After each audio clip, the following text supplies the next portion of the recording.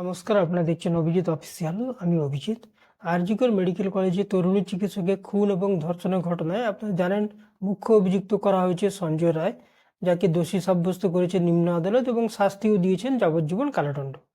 তো ওটা নিয়ে অনেকে অখুশি রয়েছেন, মানে ওনার শাস্তিতে অখুশি না, যে অনেকের দাবি আরও অনেকে জড়িত তারা শাস্তি পায়নি, বা নির্যাতিতার পরিবারও এই দাবি করছেন যে আরও অনেকে শাস্তি পাওয়ার কথা ছিল, বা আরও অনেকে জড়িত তারা শাস্তি পাচ্ছে না, বা তাদেরকে তদন্তের আওতায় আনা হয়নি, ইত্যাদি ইত্যাদি নিয়ে তারা সুপ্রিম কোর্টে গেছেন, যাতে আরও তদন্ত আকার বাড়ানো হয় এবং আরও যারা দোষী আছে তাদেরকে তদন্তের আওতায় আনা হোক এবং দোষী সাব্যস্ত করে শাস্তি দেওয়া হোক, এই ধরনের মোটামুটি ওনাদের দাবি। তো এরই মধ্যে যেটা শোনা যাচ্ছে যে 9 ফেব্রুয়ারি এই অভয়ার জন্মদিন রয়েছে, এবং সেই উপলক্ষে নির্যাতিতার পরিবার এবং তাদের সঙ্গে যেসব সংগঠন বিভিন্ন আন্দোলন করছেন, তারা বিভিন্ন ধরনের কর্মসূচি গ্রহণ করেছেন। যেমন ওনার বাবা একটা ইন্টারভিউতে আমি শুনলাম বলছেন যে ওনারা কলেজ স্কোয়ার থেকে আরজিকর পর্যন্ত মিছিল করবেন, মোমবাতি বাড়িতে বাড়িতে জ্বালাবেন, এবং প্রত্যেককে বলছেন যাতে বাড়িতে বাড়িতে গাছ লাগানো হয়, কারণ ওনার মেয়ে কাজ ভালোবাসতেন। তো এটা ভালো, এটা আন্দোলন করছেন, এটা তো ঠিকই আছে।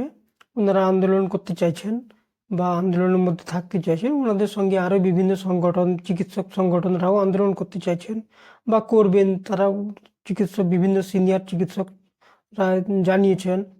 এটাও জানা যাচ্ছে যে ওনারা রাজ্যের স্বাস্থ্যমন্ত্রী, স্বাস্থ্য সচিব, কলকাতার পুলিশ কমিশনার, বিধাননগরের পুলিশ কমিশনার, সিবিআইয়ের আধিকারিক, ইনাদেরকেও ওনাদের জন্মদিনে আমন্ত্রণপত্র পাঠাবেন, মানে সিনিয়র চিকিৎসকরা।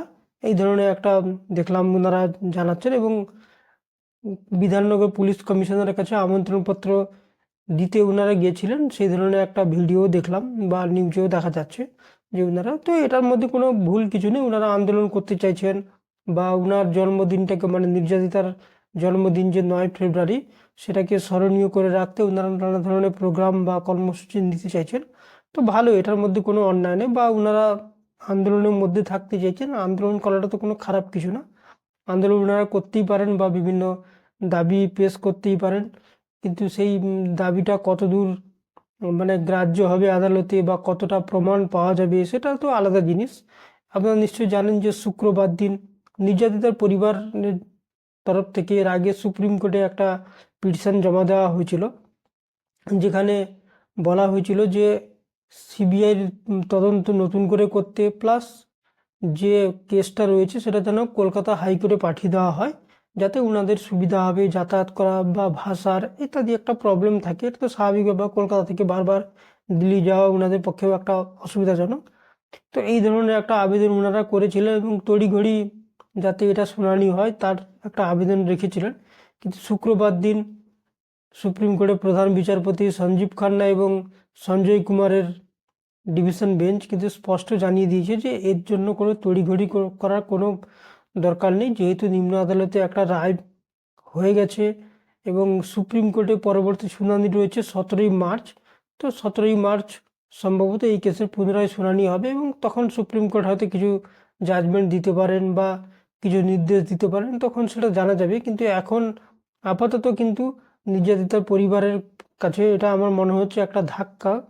ধাক্কা তো বলবো না, যে ধরনের প্রমাণ বা যা পাওয়া যাচ্ছে সেই অনুযায়ী বিচার পর্ব তো আমার মনে হয় ঠিকই চলছে, কারণ প্রমাণ না থাকলে কোনো বিচারপতি কাউকে দোষী সাব্যস্ত করতে পারবে না বা শাস্তিও দিতে পারবেন না। সে আপনি যদি কাউকে মনেও করেন যে এই দোষী ওই দোষী, ওকে শাস্তি দেওয়া হোক, ভারতবর্ষের কোনো আদালত তাকে শাস্তি দিতে পারবে না যতক্ষণ না বিচারপতিদের সামনে কোনো এভিডেন্স থাকে। তো নির্যাতিতার পরিবার হয়তো আমার মনে হয় কিছুটা হতাশ হয়ে পড়বেন এটাতে, যে সুপ্রিম কোর্টে একটা ধাক্কা। ধাক্কা ঠিক না, আমার মনে হয় ওনাদেরকে যারা যারা বিভিন্ন ধরনের ভুলভাবে বুঝিয়েছিলেন, তো সেই আস্তে আস্তে হয়তো ওনারাও হয়তো ভুলটা বুঝতে পারবেন যে আস্তে আস্তে ধীরে ধীরে কিন্তু সব জায়গায় এই ধরনের, মানে ওনারা, মানে কিছু মানুষ ওনাদেরকে ভুল বুঝিয়ে যেভাবে একটা মিথ্যার ফানুস তৈরি করেছেন, আমার মনে হয় ধীরে ধীরে ওনারাও বুঝতে পারবেন যে ওর ফলে আলটিমেটলি কিন্তু ওনাদেরই মনে আঘাত আসবে। ওনাদের মনে হবে যে ন্যায় বিচার ওনারা পাচ্ছেন না, বা ওনারা যে ধরনের বিচার চাইছেন সেটা হচ্ছে না, ইত্যাদি ইত্যাদি। তো সেটা কতটা ওনাদের পছন্দের বিচার হবে বা ওনারা কতটা স্যাটিসফাইড হবে সেটা তো ভবিষ্যৎ বলবে। এবং ওনাদের যে পিটিশন সুপ্রিম কোর্টে রয়েছে, যেটা পরবর্তী শুনানি 17ই মার্চ রয়েছে, সেক্ষেত্রে সুপ্রিম কোর্ট কী নির্দেশ দেয় সেটাও জানা যাবে। তো তার জন্য আমাদের কিছুটা অপেক্ষা করতে হবে 17ই মার্চ পর্যন্ত সুপ্রিম কোর্টের নির্দেশের জন্য। তো সেই পর্যন্ত আমাদের নিশ্চয়ই অপেক্ষা আমরা করব। তার জন্য আমাদের তাড়াহুড়ো করার কোনো ব্যাপার নেই। 17ই মার্চে আমরা নিশ্চয়ই জানতে পারবো সুপ্রিম কোর্ট কী নির্দেশ দিচ্ছে। তো তার জন্য আমাদের অপেক্ষা করা ছাড়া কোনো উপায় নেই, আমরা নিশ্চয়ই অপেক্ষা করব। তাই আজ এই পর্যন্ত। আপনারা ভালো থাকবেন, সুস্থ থাকবেন। ধন্যবাদ।